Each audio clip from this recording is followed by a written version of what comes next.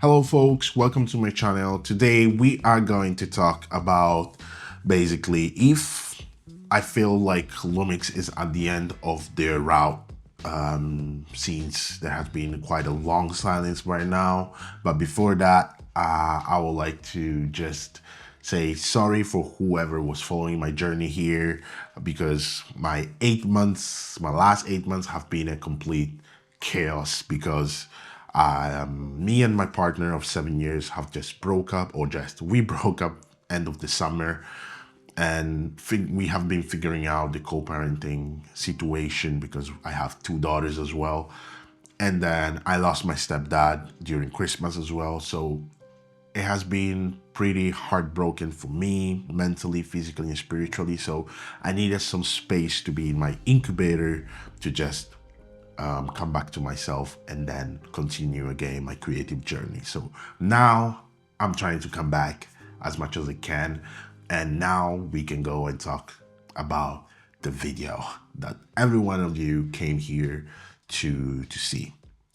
And today we are going to talk about what I introduced earlier, which is Lumix being at the end of their route. And I don't think they are, or mostly I hope they are not, especially because Lumix is the only company out there that manages software-wise to squeeze the hell out of every freaking sensor they get. Like, while other people tends to just take a sensor most of the time from Sony and then like go on the safe route, Lumix just like, I'm gonna give you everything that this sensor can do, and then we figure out whatever afterwards. As we saw with the R1 Mark II and the S5II overheating issues, now apparently they are fixed through firmware update. And that's exactly what Lumix is good at. And that's what we need in this industry to push the industry forward. Because, for example, Lumix introduced the 3x2 already in the S1H Mark II, but it wasn't that popular at that time yet because social media was not popular yet at that time. So vertical videos were not really a thing yet.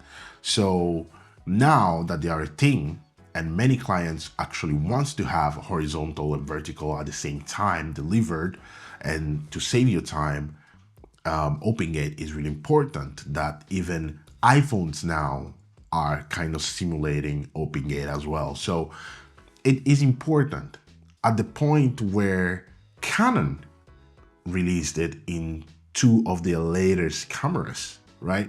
So, you know, Lumix is kind of pushing the industry forward, even though people tends to be, nah, they are not, blah, but features that Lumix used to have already 10 years ago are features that now many cameras are getting now.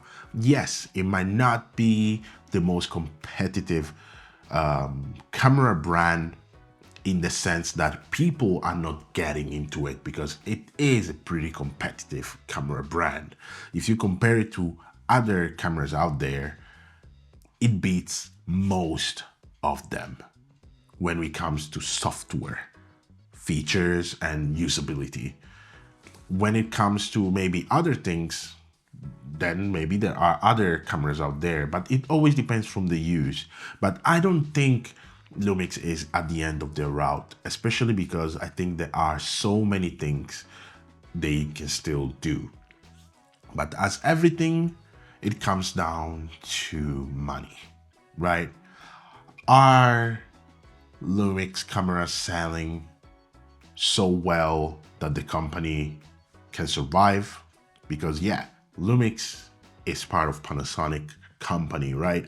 And for things that I've heard, for example, from the ordinary filmmaker Simon, for example, that some of his sources have just told him that Lumix has 30 days time to deliver a camera, right? To deliver a camera. And we just got 2 registrations. So there might actually be some really cool thing coming. So we have to wait and see. But he has heard that if in 30 days Lumix does not deliver anything, the camera department, so the Lumix department of Panasonic, which is the camera department of Panasonic, is going to shut down.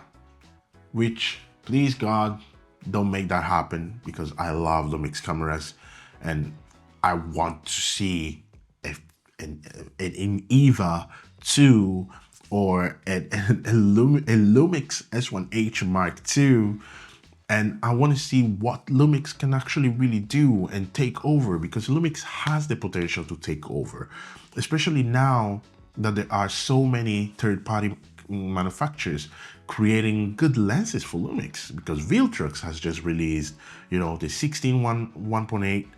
Then there is Meike making already quite amazing glasses for Lumix. And then there is Samyang, for example, still in there, but not seeing much from them, even though there are quite some cool lens from Samyang that we could actually really benefit from as Lumix user. And Viltrox is going to work more, because I think now they are working on the 14 to 24 2.8, and then the 60 to, I know, the 24 to 60 2.8 as well. So there are lenses coming, and third parties manufactured with really good lenses are coming along. So I think lenses cannot really be the problem right now, but it feels like Lumix came back in the game a bit too late. I think that is the main issue, the time.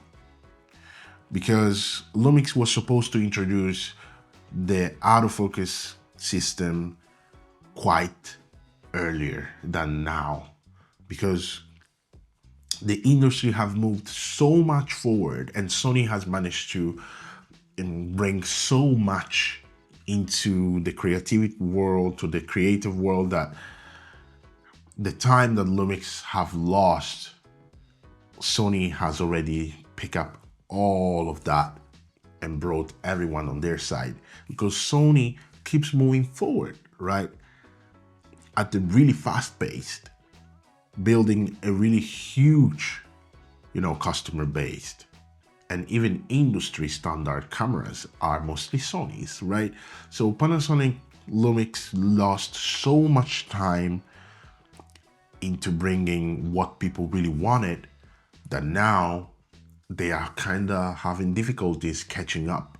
And I feel like that's the problem, because every time that I go on a shooting and a person sees a Lumix, they are like, oh, you should Lumix. And how does that work, right? Because I never saw someone shooting with Lumix. Here in Finland, there are not actually many Lumix shooters. So I'm not that surprised that people get surprised when they see a Lumix camera or a Lumix shooter. And then I have to somehow prove that the Lumix are good for some reason. Then they see how good the image looks, and they're like, damn, now I feel like I would like to have a Lumix as well. And that's kind of the amazing feeling that you have with Lumix, shooting Lumix, right? So it's quite amazing. And now with the current cameras we have, there is color remaking, this amazing OLPF filters as well, which are just kind of magnetic, so you don't need to send it in for them to install it and stuff. You can like put it in and then take it away and stuff. So that is really, really cool as well.